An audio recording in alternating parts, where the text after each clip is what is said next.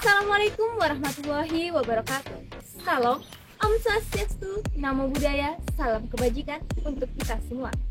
Perkenalkan, kami dari kelompok 8 akan memaparkan sebuah materi dengan tema Artificial Intelligence. Dengan saya, Ida Puspitasari.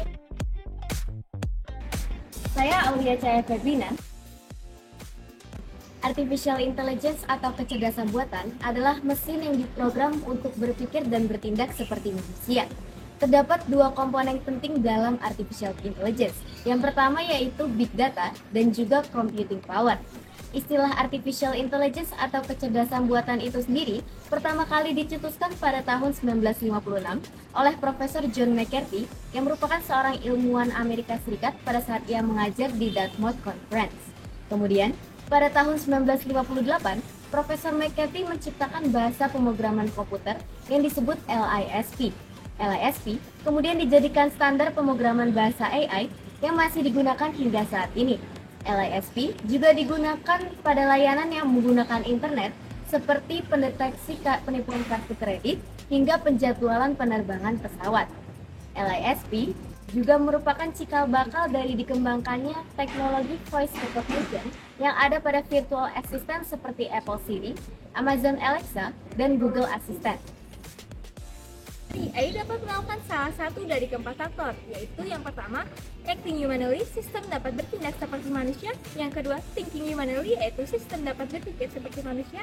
Yang ketiga, think rationally, yaitu sistem dapat berpikir secara rasional. Yang keempat, act rationally, yaitu sistem dapat bertindak secara rasional. Adapun pengembangan AI yaitu active driving assistant merupakan fitur yang ada pada kendaraan sehingga memungkinkan sang pengendara dapat melepas pedal gas dan mengemudi saat melakukan perjalanan ke jalan tol.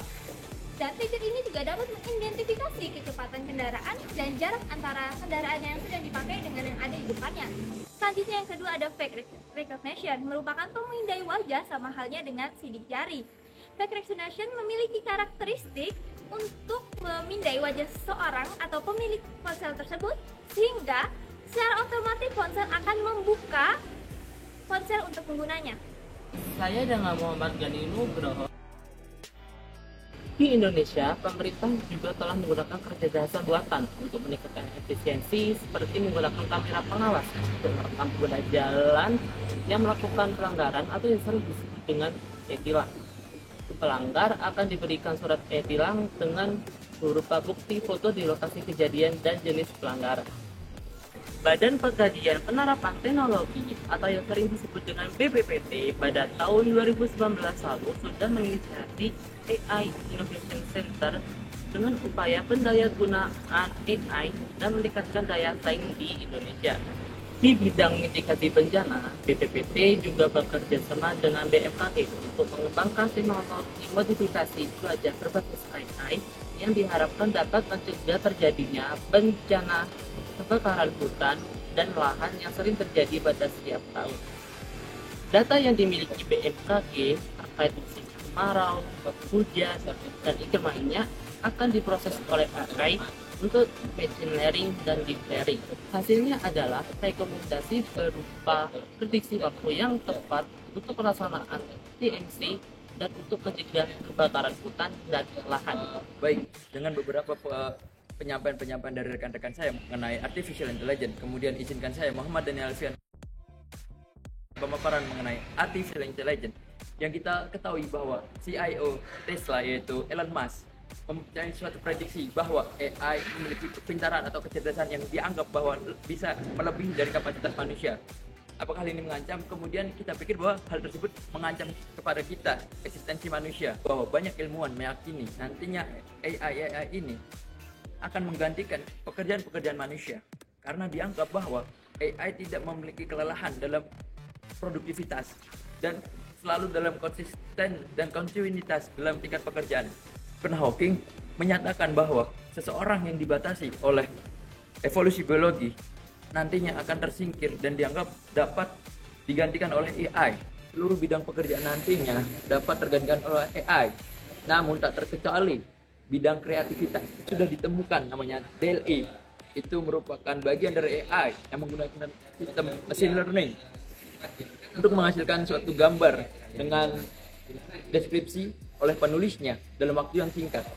Tapi apakah kemudian dengan adanya AI kita akan tergantikan nantinya di masa depan?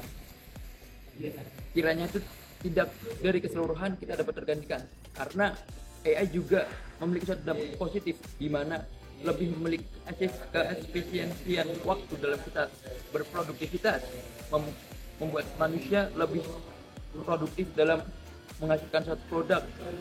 Walaupun juga yang kita ketahui bahwa berkembang pesatnya AI itu bukan berarti nantinya mengambil alih keseluruhan potensi kita, mengambil keseluruhan pekerjaan kita. Karena ada suatu sisi yang dimana AI tidak bisa menguasai yang pada hakikatnya kita sebagai manusia punya, seperti rasa simpati, empati, afeksi, dan potensi juga bakat-bakat yang memang pada dasarnya kita punya, kita miliki sejak lahir. Bakat-bakat itulah yang seharusnya kita kembangkan agar nantinya kita tidak disaingi oleh AI di masa depan nanti. Sekian pemaparan materi dari kelompok kami. Terima kasih. Wassalamualaikum warahmatullahi wabarakatuh. Salam Om Santi Santi Om.